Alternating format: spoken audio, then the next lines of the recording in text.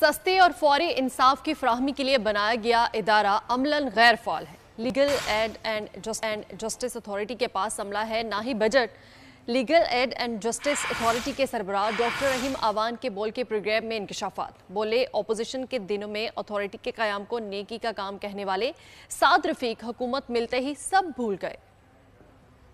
मैंने पहले 2 महीने के अंदर इसके फाइनेंशियल रूल्स, इसके लीगल एड रूल्स और इसके दीगर जो इनेबलिंग रूल्स थे वो बना के हमने बोर्ड से अप्रूव करवा के हमने गवर्नमेंट को भेज दिए। ये तो अब लॉ मिनिस्ट्री इस पे बता सकती है, क्योंकि अगर ये हो भी जाता है ना तो इसके साथ फिर हमें फंड्स रिक्वायर हैं, लेकिन हम गैर फाल नहीं है। तो ये 2 साल नोटिफाई नहीं हुई और तीसरे साल जब नोटिफाई हुई ना इसका स्टाफ था और ना ही इवन जो डीजी अपॉइंट किया उसको वो ये सैलरी दे रहे थे। अगला पूरा साल हमें इसमें लग गया कि हम ये कहते रहे कि हमें फंड्स दें ताकि हम इस पर लीगल एड करें। इसने अवेयरनेस करनी है सर, अवेयरनेस तो टीम होगी तो वो करेगी ना। सरकारी दफातर को एक जगह होना चाहिए।